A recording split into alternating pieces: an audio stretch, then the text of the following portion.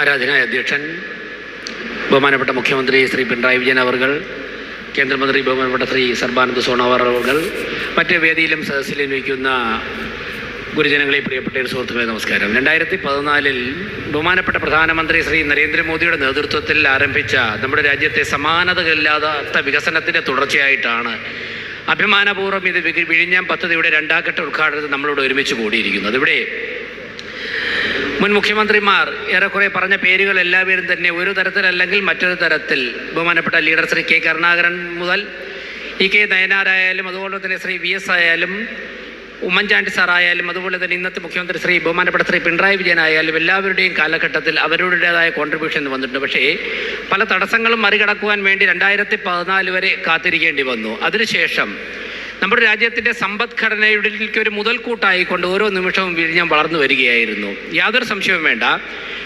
മുംബൈ തുറമുഖം, ആ ഒരു തുറമുഖം വെച്ചുകൊണ്ട് മഹാരാഷ്ട്രയ്ക്ക് ഇന്ത്യയുടെ സാമ്പത്തിക തലസ്ഥാനമായി മാറാൻ സാധിച്ചുവെങ്കിൽ നമ്മളൊന്ന് ആത്മാർത്ഥമായി പരിശ്രമിച്ചു കഴിഞ്ഞാൽ ചുരുങ്ങിയ വർഷം കൊണ്ട് തന്നെ ദക്ഷിണേന്ത്യയുടെ സാമ്പത്തിക തലസ്ഥാനമായിട്ട് കേരളത്തിന് മാറാൻ, തിരുവനന്തപുരത്തിന് മാറാൻ വേണ്ടി വിഴിഞ്ഞം തുറമുഖം ഒന്ന് മാത്രമായിരിക്കും എന്നുള്ള കാര്യത്തിൽ യാതൊരു സംശയവുമില്ല.